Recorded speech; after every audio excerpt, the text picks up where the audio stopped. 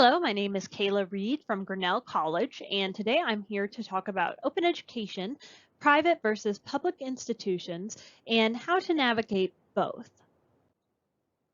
So, starting off with a little bit of my personal history with OER, I worked at Missouri Southern State University for over a decade and founded an interest group, which evolved into a permanent committee.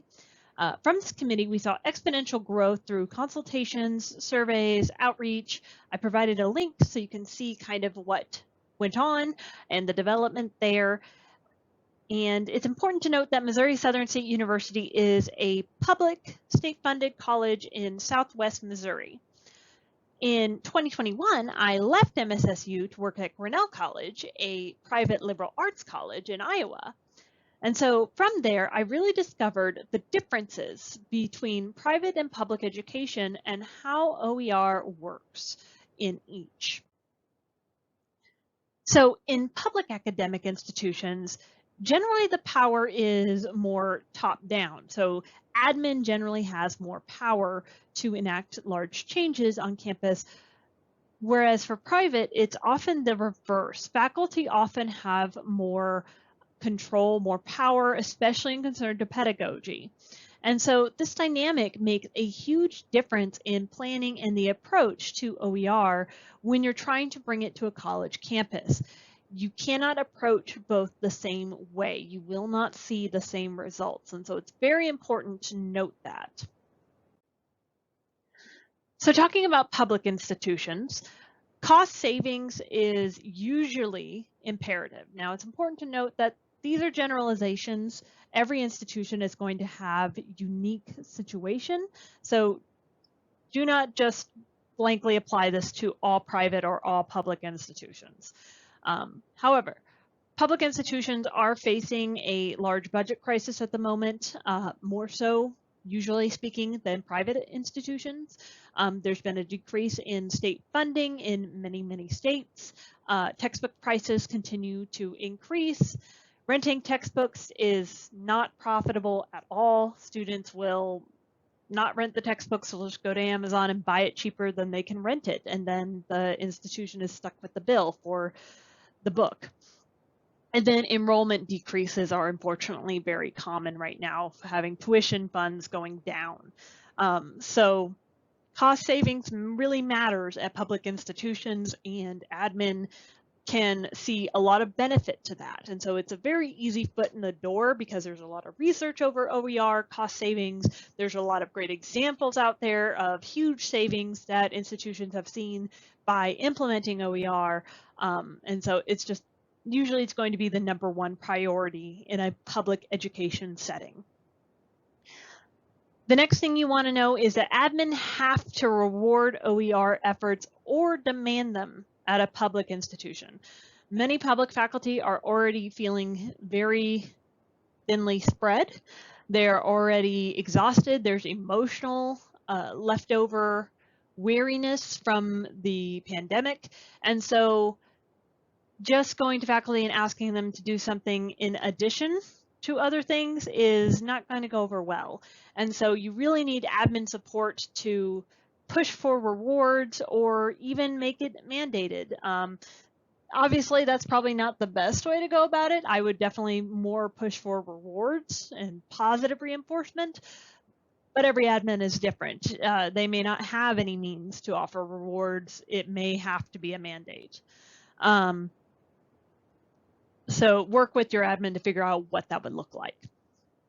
It may be easier to get a department to agree to a specific text for a lower level class and use that to, again, get your foot in the door, get started. So say you have a lower level biology or chemistry class, there's lots of great OER textbooks that can be used for something like that. Start there. Usually there'll be quite a few students in that size, in that kind of class. And so you can get your foot in the door and use that as an example to further build what you're working on. Lastly, pedagogical control. It's not that it's not of interest to public faculty, it's just that it's lower on the priority list. Public education has more hoops to jump through with courses, oftentimes, such as with this lower level course that I'm talking about. the faculty teaching the different sections have to agree on which textbook so that they can match the course as much as possible. So there might be more things to think about in regards to pedagogical control than there would be at a private institution.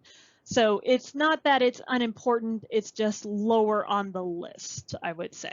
But there's still going to be interest in it, and I would not write it off. For private institutions, you're really going to want to highlight diversity and inclusion and how much easier it is to add and update to text that faculty want to use. Many institutions who are private are liberal arts colleges or have, strong interest in diversity and inclusion or specialized areas. And there aren't many texts that can really match that because the textbook industry is trying to match a very broad demographic. And so highlighting that faculty can really get down into the details can get faculty excited and get them interested in OER, which goes into the pedagogical control.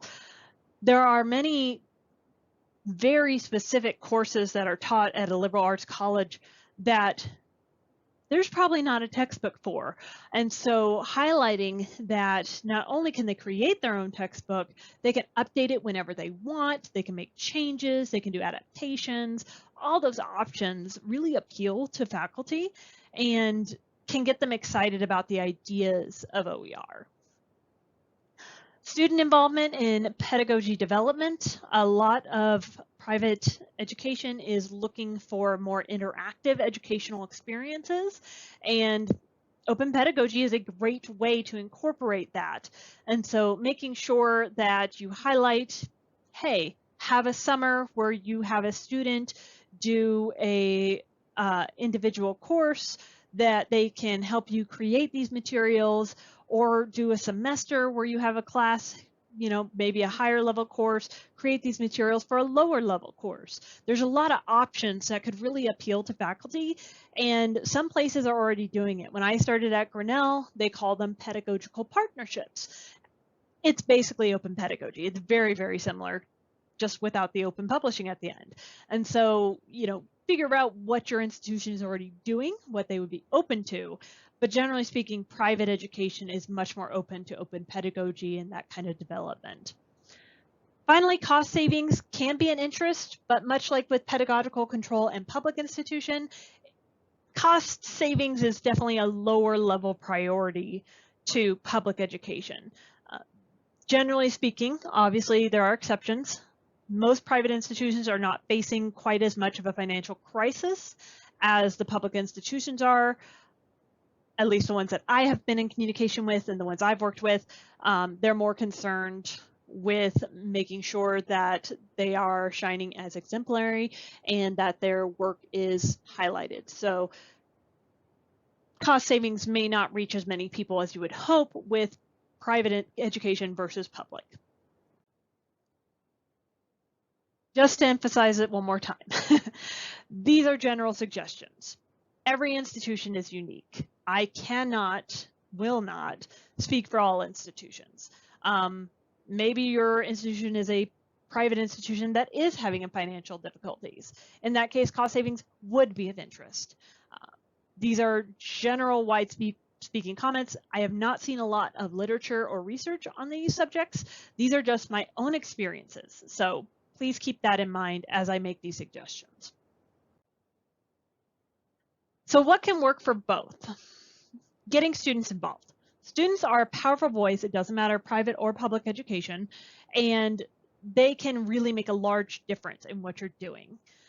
So getting the student government involved, talking with them, educating them on what's going on with OER and open policies, things like that, can be very beneficial. It can also be very challenging. Students are very busy, they've got a lot going on, and student government can change from year to year. And so it makes it really difficult to establish contacts and make sure that you're getting that time with them. So don't get too frustrated, take your time, and be aware that it could be a challenge, but it's definitely worth it. They are very great at having a voice. But be careful that you don't steer them in the direction of drawing battle lines. Make sure you make it clear that this is not an attack on faculty or admin. That will not make you any allies, and it can really damage what you're doing. So show the potential and make it clear that, you know, faculty, admin are allies in this, not enemies to be attacked. Students are very passionate and they get really into things, so just make sure you steer them in the right direction.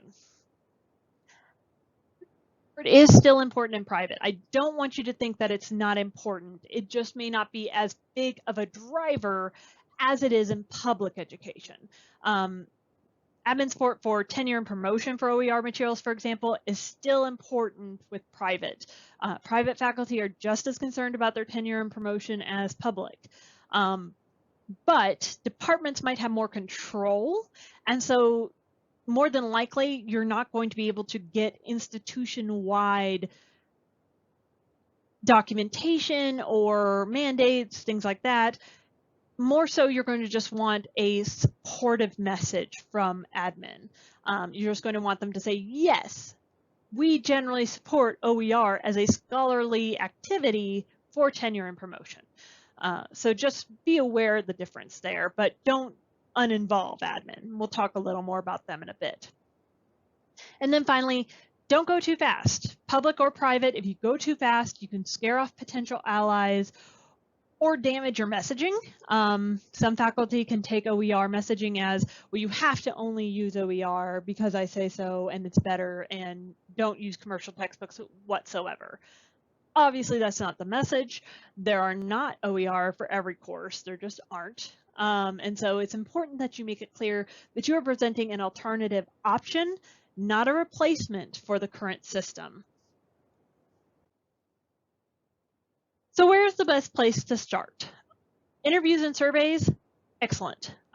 Getting a climate survey of your institution, figuring out what the feelings, knowledge, opinions of OER are, can be very, very helpful. Groups to check in with, I'd highly recommend students, faculty, your bookstore, admin, maybe others. For example, we have a disability services office. I've checked in with them. ITS even can be helpful. Your Blackboard operators or other learning management software operators, all of those people can be very, very helpful. Talking with them, making sure they understand who you are and what you're trying to do can support what you're doing even further. And I would really make sure you make it so that you can recreate down the road and redo your surveys over time. So say you do a climate survey, getting the opinions and knowledge of OER of your faculty, keep it on hand, and in 2 or 3 years, run it again and then compare the data. Do you see an improvement? Do you see things going in a certain direction? That can be really useful to bring to admin and show you're making progress and maybe make them more supportive as well. You also want to do your own research outside of just your institution. So what are similar institutions to you doing? What have they implemented that's been successful? There's a million OER LibGuides out there that are very cool, OER web pages, all these things. OER people are really great about documenting what they're doing. And so getting an idea of, well, what is this private liberal arts college that's similar in size to us, similar mission, all this kind of stuff? What are they doing that's working for them? And seeing if there are ideas that you can adapt fit your institution. There's no reason to recreate the wheel if it's already out there. And then also make sure that you check for statewide support. Some states do have statewide initiatives. Some do not, but there are many that do. And so make sure you're aware of that and can take advantage of those initiatives if they exist. So with your research and your interviews and surveys, you're going to figure out what is your most viable path. So for example, for private, it may be open pedagogy. Maybe your institution is going to be much more receptive to open pedagogy than it would for just OER materials in general. And so you need to figure that out by getting specific with your institution and finding what will work for you and your area. And then make sure you're not asking faculty to do more without a benefit. That will not make you friends. Acknowledge the extra work that comes with OER because there is extra work. And it's important that we make sure that faculty feel appreciated and that they understand the benefits of using OER, not only in their classroom, but hopefully for tenure and promotion, hopefully with student development. There's a lot of good things that can come from it. We need to make sure we're communicating that to faculty without making them feel pressured. So this is kind of an example timeline of the order to do things. Again, this is very general, yours will vary, but start with your research surveys and interviews, get your ground information, and then reach out to your most willing allies and make a plan from there. So this is where you would reach out to the lower level biology class, see if they'd be willing to adopt an OER. Start with just a few people you can keep in contact with and keep motivated. From there, recognize your allies, make sure you're finding ways to lift up the faculty and show them how appreciative you are, and how these OER initiatives are working for them so that others can see it and hopefully get inspired by it. Once you get that momentum going, that's when I would start pushing for institution level improvements or statements, for private or public. For public, I know I said, you have to kind of start with admin. You do, but also admin is going to want examples and proof that it will work at your institution. So you can bring them all this data from other institutions. They may go with that, but more than likely they're going to want you to show, here's how it would work here. Here's proof that we can do it here. And so that's where your allies come in and can really make those institution level changes. You might even wait a little longer if you're in private until you have a larger base of support, or even go through committees. A lot of times private have more faculty committees that have power and have to bring things to admin. So figure out your structure of your institution and work within the system to do that. From there, keep going. You don't need to stop at having allies just within your organization. I highly recommend finding allies outside your institution and collaborating with them. It can inspire you. It can create new opportunities for you. It's just a great thing to do overall, in my experience. So, like I said, knowing your admin and their impact is very important, whether you're at private or public. You always want to involve them, but I would always start with them in public. So not saying start with, hey, put this in the tenure and promotion notes. I'm saying start with talking to them, having a conversation with them, and asking them what they would like to see, and asking them how they would include OER in the future, what it would take to include it in tenure and promotion, what it would take to recognize this on a level that might get faculty interested in continuing their work there. With public, like I said, a lot of times they're going to make those decisions. And so you do need to make sure they're going to be willing, or if they're maybe not willing at first, what it would take to change their mind. Does it take 50 faculty using OER successfully at your institution? Does it take 100? Does it take 1? Find out what they think and what their preconceptions are so that you can work with those and around them rather than finding out as you go and having to adjust course. Similar, I would say, with private, I would definitely include them in your surveys, interviews, things like that. Get an idea of where they're coming from, but just be aware that if you get more faculty on board, more than likely they're going to be able to push things in that direction more so than in a public education setting. So it's not necessarily a closed door if admin doesn't really care about OER at a public institution, or excuse me, at a private institution, where it can be with a public institution. So at a public institution, if admin doesn't care about OER, that might make things very difficult. You might have to get a lot of data to change their mind and to really get them on board. Whereas with private, if you can get faculty on board, admin will probably come around because generally speaking, faculty have more organizational control. As I stated, I think it's a really great idea to make allies outside your institution. Contact employees at similar institutions who work with OER. So look at their FYE, for example, similar style. Are they liberal arts, public, private, etc.? And just talk to them. Just, find out what they're doing, what's working for them, what they've tried, etc. It can be very insightful and very interesting to figure that out and see what's going on. Making friends at conferences. There's lots of OER conferences to go to, lots of library conferences, depending on your profession. Talking to other people and getting their experiences can really broaden your ideas and your scope of what you're doing. So I just highly recommend it. Other ways to reach out, OER LibGuides, there's a million of them, and there's usually a contact person on them. Emailing that person. Usually the worst thing is if they don't reply. So you're not risking much. There's also OER trainings that can really help develop community. I've done the Spark Leadership Program myself, as well as the OER Certificate Program. I recommend both. I got good things out of both of those. So some final takeaways. Public institutions work top-down more often.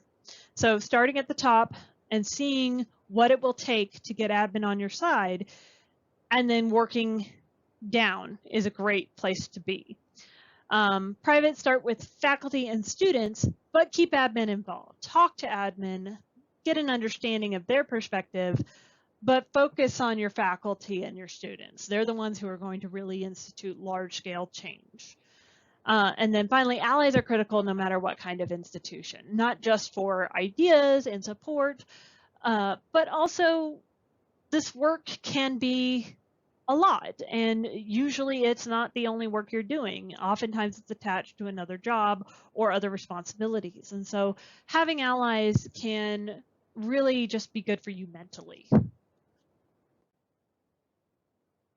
Thank you very much for watching. My name is Kayla Reed, like I said, from Grinnell. You have my email here if you have any questions. And then I've also provided a link to a LibGuide that I made for my Spark Leadership Program final project, where I talk more about private versus public education and OER in general. Have a great day.